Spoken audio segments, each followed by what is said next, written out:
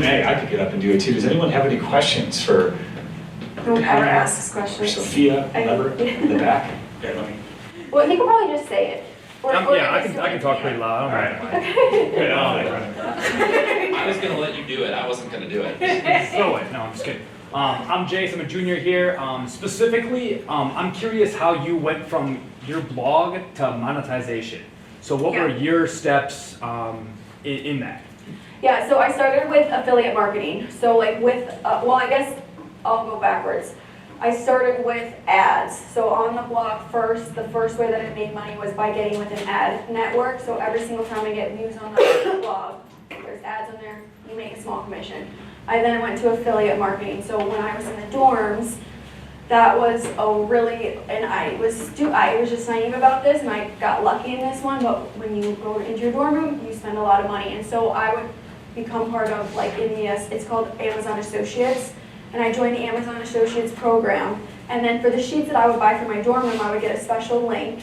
I would link that on my blog, and then I would make a small commission. And it's really tiny, but when you're getting a lot of clicks on it or whatever, it ends up being a lot. So ads and affiliate income were the first two ways that I made money off of the actual blog and turned it into monetization.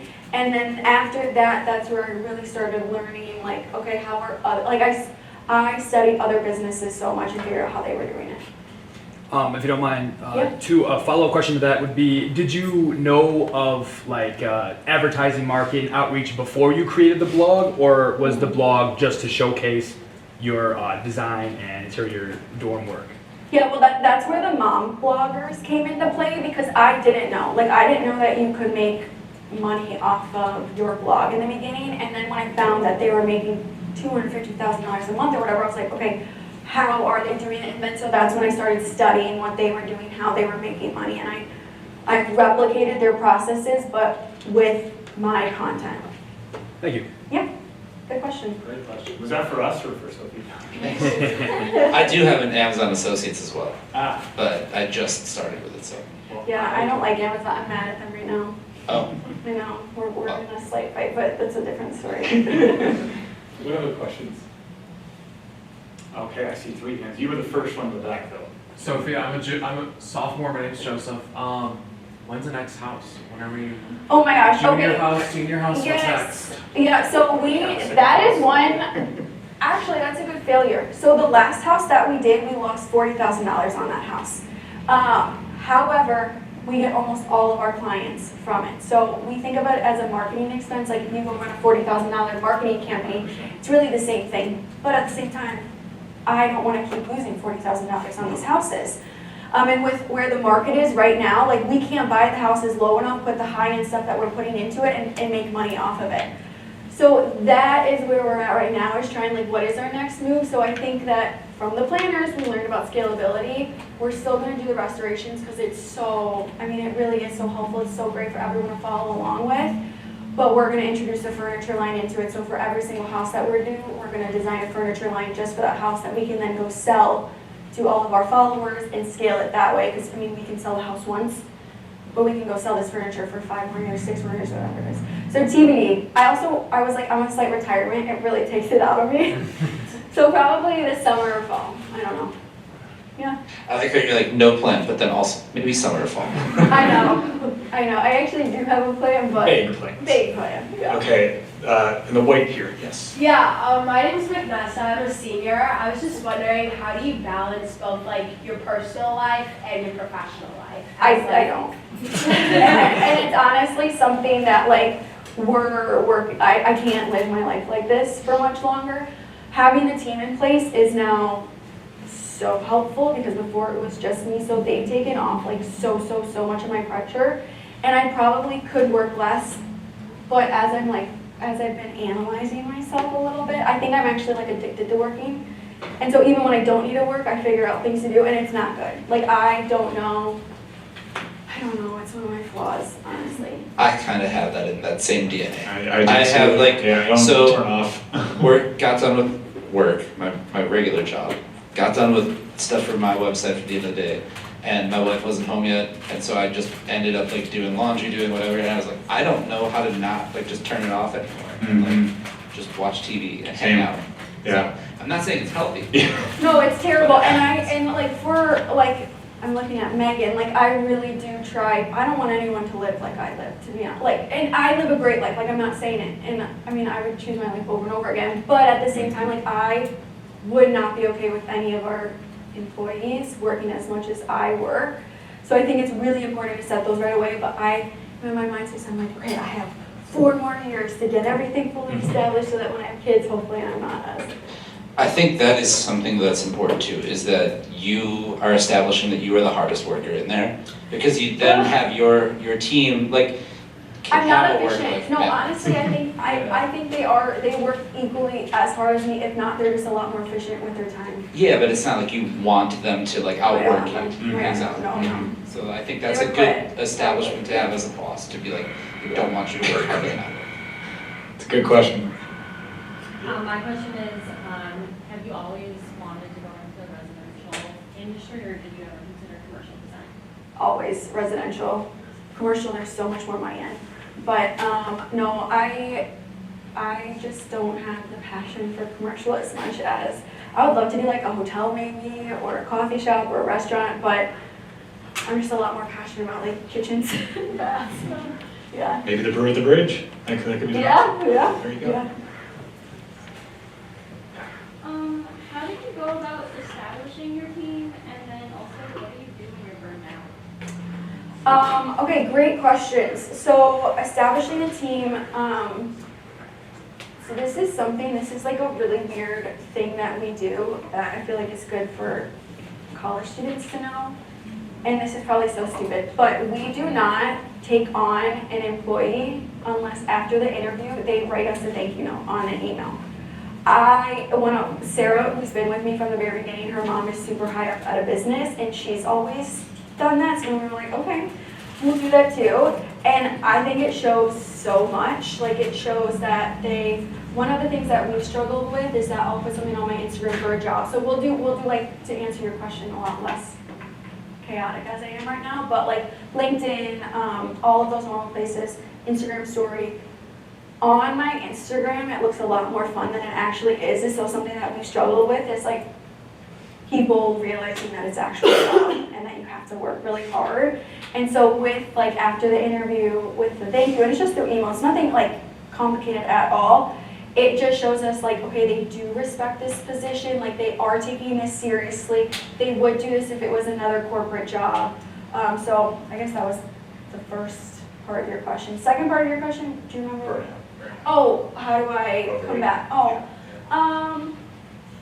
I think I'm so passionate about what I do that I truly enjoy it. Like if I didn't enjoy what I did, I would burn out so much more. And also, like, I'm a type of person that when things aren't going well, it fuels me. Like, I panic when things are going super well because I'm always like, oh my God, things are going so well right now, they're not gonna go well. Like, they're not gonna keep doing this well. And so, honestly, in my burnout phases is kind of when I get that, like, kick in the butt to keep on going. And I've been trying to listen. Like, even yesterday, I had probably one of the most, like, least productive days I've ever had. And I was like, I know I should be doing all of these things, but I don't feel like doing it right now, and I didn't, and it was really, I sat on Pinterest for 2 hours, like, it was really nice, and that helped, like, I was burned out, and even that little thing was like, okay, I'm re-inspired, I'm ready to go, but yeah. Has the working from home craze yeah. has that influenced any of your decision making when it comes to interior design? Okay, when it comes from interior, so with the different businesses, there's the interior design firm, we need to be in office at least 3 days a week, in my opinion. The other businesses, it's really, really nice to be in the office together because it's just faster communication. Like, we don't have to set up a meeting to get something. We can just be like, Megan, what's this, or whatever it is. For interior design or architecture or construction, whatever it is, you are seeing things in person, you're feeling things, I mean, we would be so much less efficient if we weren't in the office together. So, yes, I think it's important, but also, like, even I want to work from home some days too. So for, like, the other businesses, like for Megan, for example, she's on the daily side of things for the planner. She works Monday to Wednesday in office, and she's always at home on Thursdays and Fridays.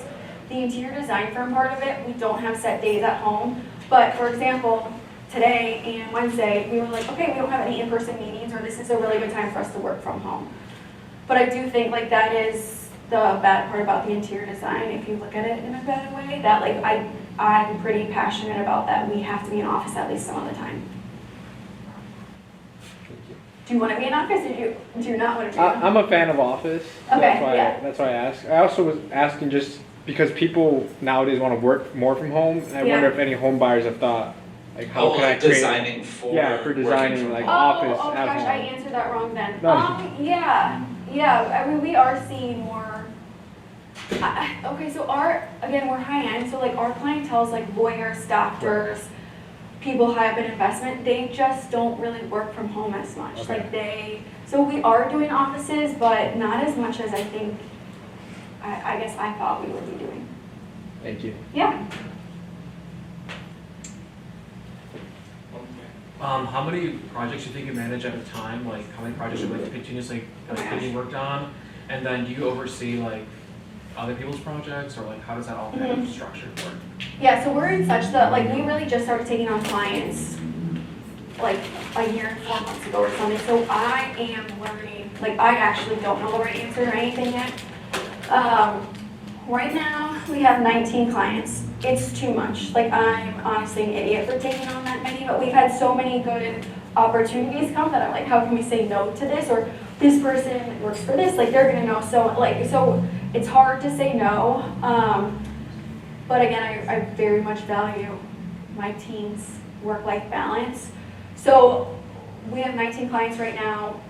We're trying to figure out honestly, because what is your major? I'm commercial real estate and finance here. Okay, so this will change, I guess with in the residential is so much of we're in a lot of waiting periods because we have to get responses back from the client unless they give us permission to not get responses back, but that has never happened to us.